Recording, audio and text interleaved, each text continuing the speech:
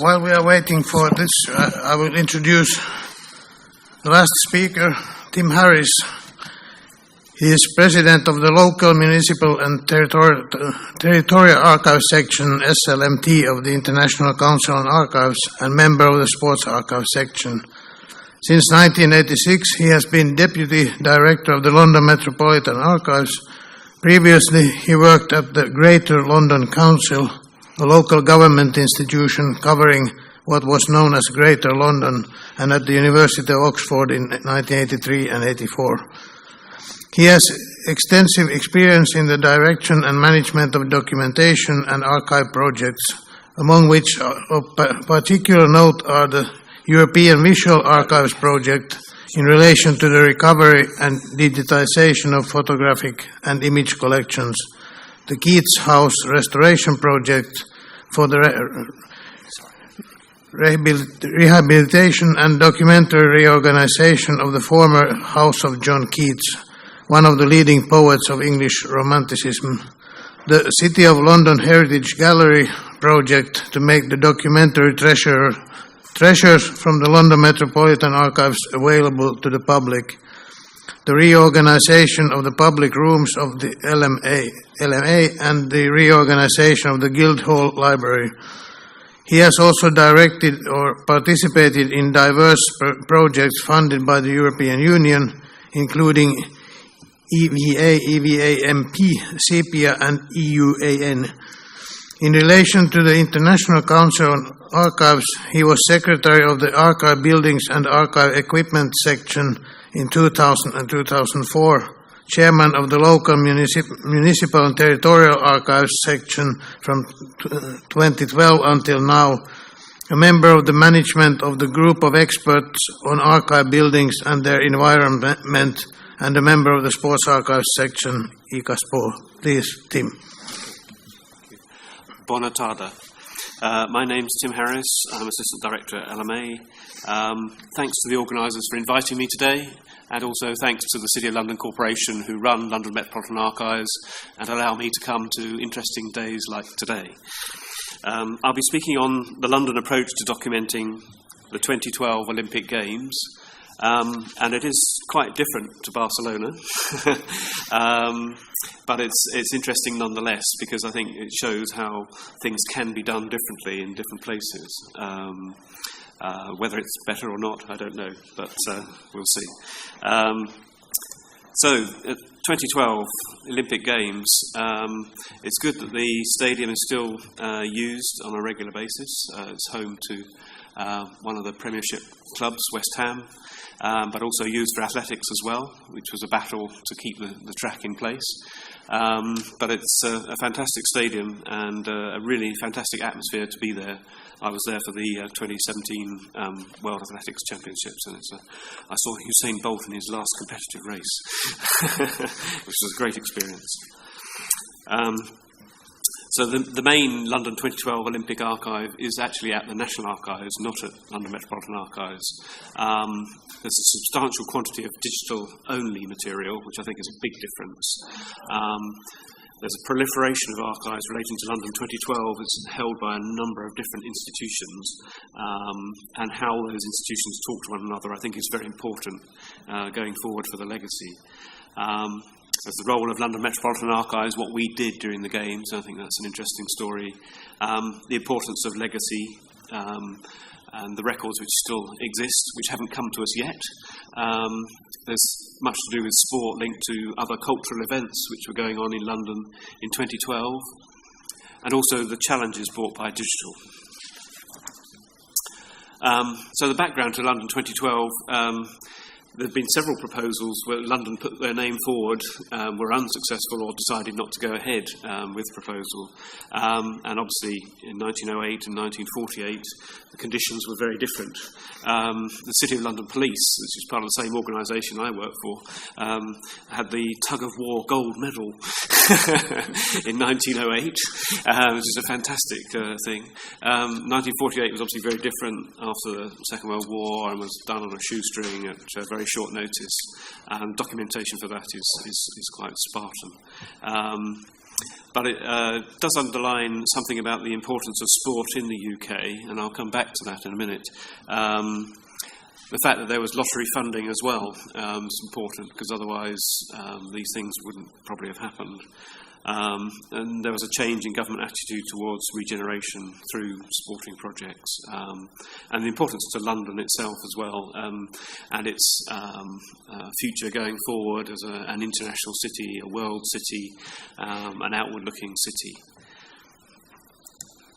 Before the bid itself, even before 2005, there was contact with government departments and contact with the overarching local authority, the Greater London Authority, with strategic relevance to London. Also within the museums, libraries and archives world, to do with the cultural bid. We actually gave records management advice to the bid team before the bid was successful in 2005. And London Metropolitan Archives fed into the consultation of all the different bodies concerned with the preparation for the Games. And the City of London was one of the key partners there, with its strategic role in the centre of London. So 7 years in the planning, the successful bid announced on the 6th of July 2005. I can remember where I was when I heard that news. It's one of those occasions. I was actually visiting an elderly relative somewhere in the middle of the countryside, and I heard it on my radio. But then that moment of joy was followed by the next day, the worst mainland terrorist atrocity in London, with bombs on the Underground and the buses. And 52 people were killed, and it was a big event in London history, a terrible event. And the fact that it should happen the day after we'd had this amazing, joyful announcement that we would host the Games was quite a thing. But I think in many ways that galvanised London's determination to put on the Olympic Games, not to be deterred, and to go forward. And the government backed that up by appointing a Olympics minister, so there was a minister for the Olympics. The organising committee was called LOCOG, London Organising Committee of Olympic Games, and the Olympic Delivery Authority, ODA, was set up to deliver all the buildings and infrastructure needed to put on the Games. And so there was a lot of consideration around the records of national government through public-private partnerships.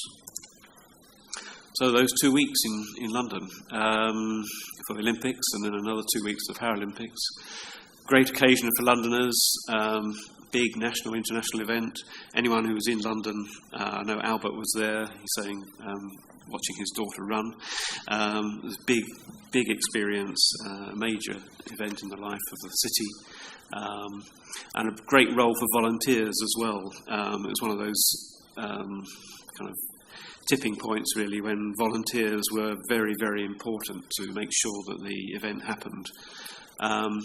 And we sent some of our staff out to take photos of it, to capture scenes which wouldn't necessarily be kept officially, but informal scenes. So members of staff went to Olympic Park, went to the major transport hubs like St Pancras, and the bottom right picture is of people sitting in the rain watching the marathon. It didn't rain very much, but the one day it did was for one of the marathons. And Paralympics as well, record attendances, that was really a kind of step forward in recognising Paralympics as being on a par with the Olympics, and a step towards much better equal coverage as an accessible event. But after the Games are gone, it's time to assess the legacy, to reflect what happened. You see one of the stunning buildings there. Establishing the archive. The main archive is at Kew. The kind of classes, this is quite interesting to read through the classes of records which have been established there, because it starts off as very administrative and then moves forward to something quite different. So it starts with the records of the organising committee of the Olympic Games, as you'd expect. Next one is the public website, then the staff and partners extranet site, and you can see the way it's going. It's a very different way of record keeping, and then it goes on to still photographs, publications, and then social media and Twitter feed records. So that's probably, the first Olympic Games where they really had that kind of social media interaction. And then Games Makers volunteer database and that type of thing, which shows the kind of the way in which the games kind of work together. The website, as mentioned by Fina in her presentation earlier today, archived at the British Library. That's a really interesting site to go online and see that. But there is a proliferation of archive collections, and also we have some material at London Metropolitan Archives. If you go to the National Archives website and use Discovery, which is their finding aid, their catalogue, you can look up about Olympic records. Not all the records have come in yet. It's only 6 years. Not 20, 25. It's only 6 years. And there's still material to come in and still material to be sorted. So the final product isn't there yet. There's a very interesting section on the website as well for the Olympic and Paralympic record, which gives a timeline, but also activities. I think it's important to capture people's own stories about the Olympics in 2012. So you're talking about very large data sets, which is, an amazing amount of terabytes coming in. And the TNA is working very hard. The National Archives of the UK is working very hard making that material available digitally. Digital is one of those big challenges we all have, and recently the National Archives took on 50 extra staff to deal with digitisation. It just shows you the level of activity there is. And most of these records were born digital, so there's a big difference to Barcelona. There's a certain amount of duplication as well across organisations, because various organisations are involved. They all have their own digital copies of material. The importance of websites, which we talked about earlier, the internet presence, and social media blogs, which were very important in keeping people aware of what was happening during the Games and capturing all that activity.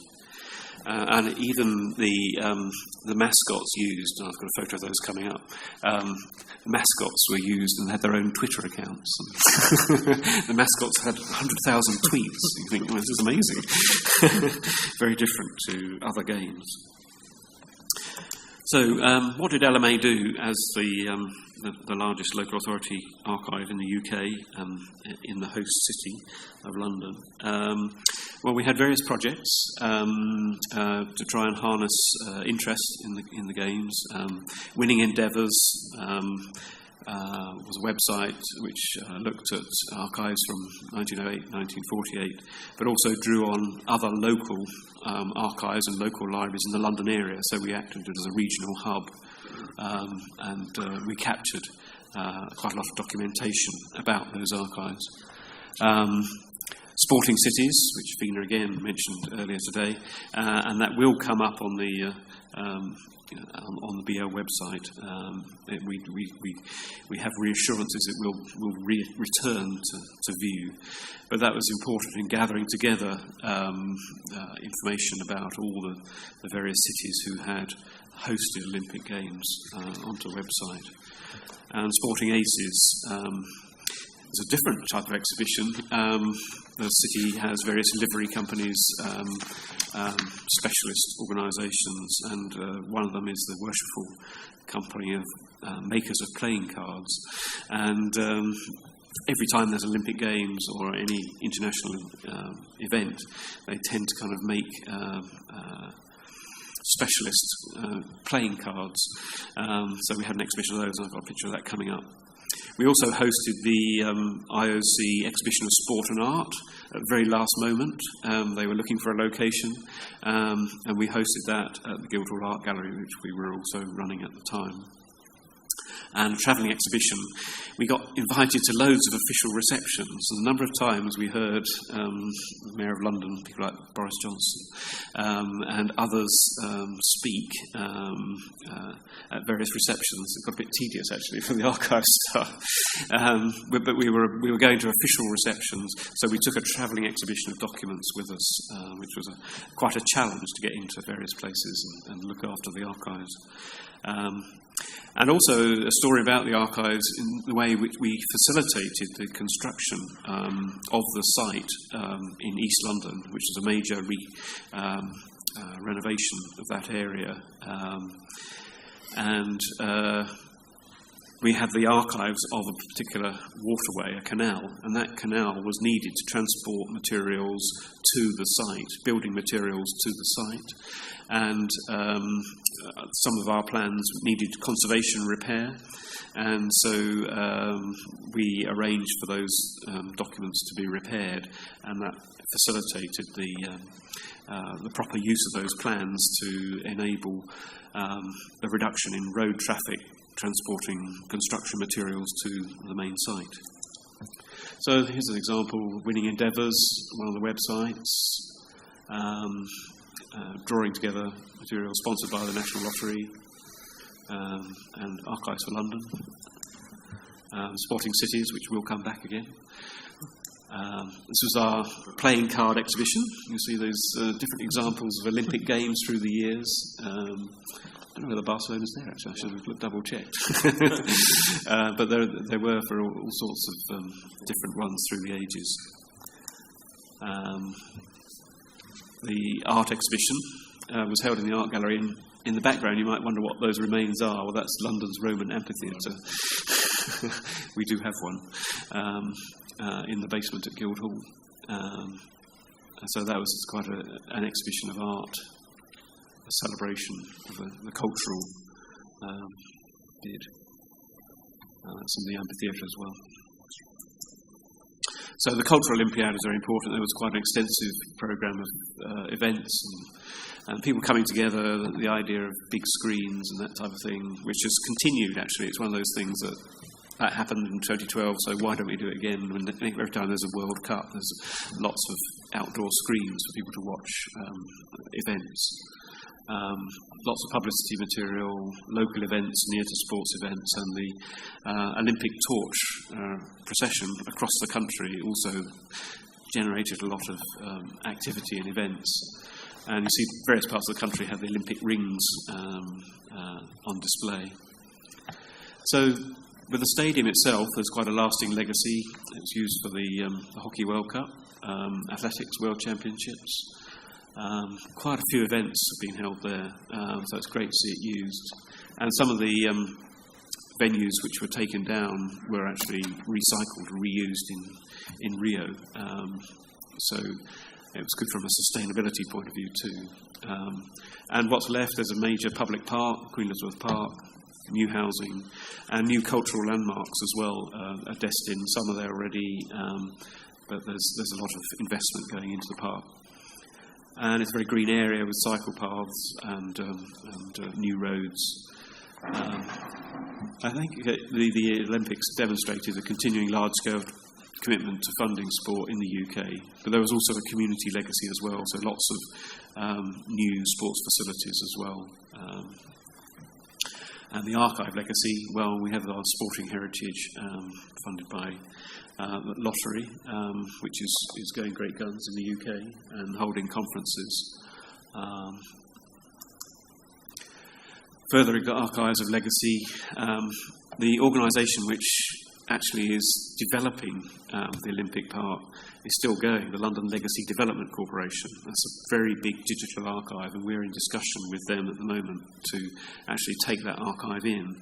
That's coming to the London Metropolitan Archives, not to the National Archives. So for us, that's a continuation of our keeping of the record of London's development over the years.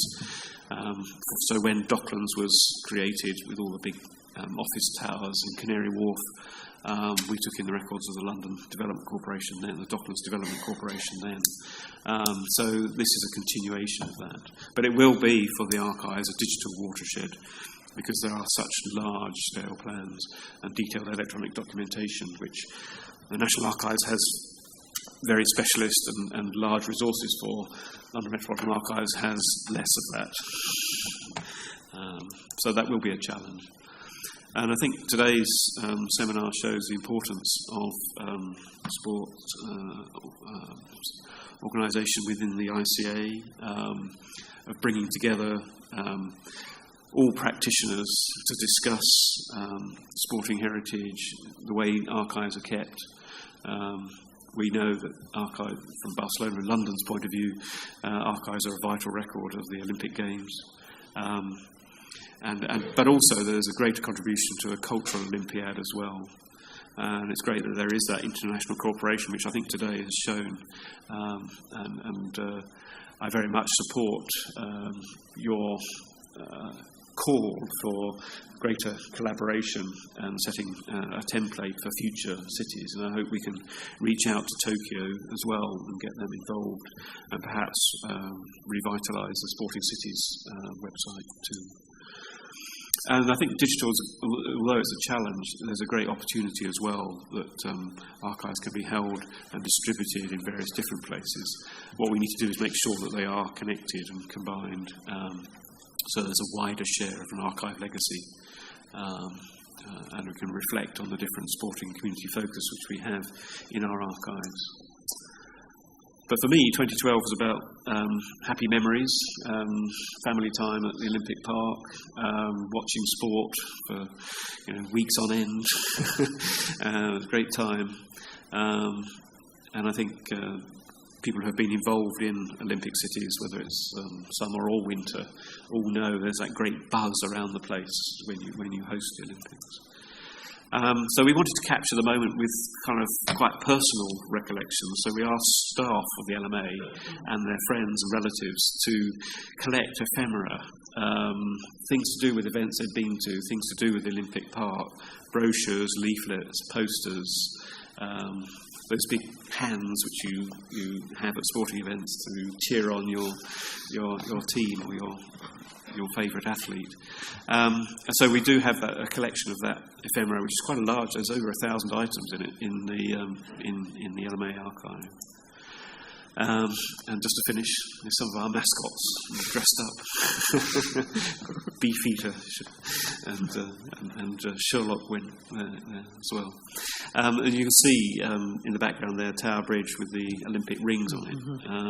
Which obviously aren't there anymore, but it captures the moment of London hosting the Games.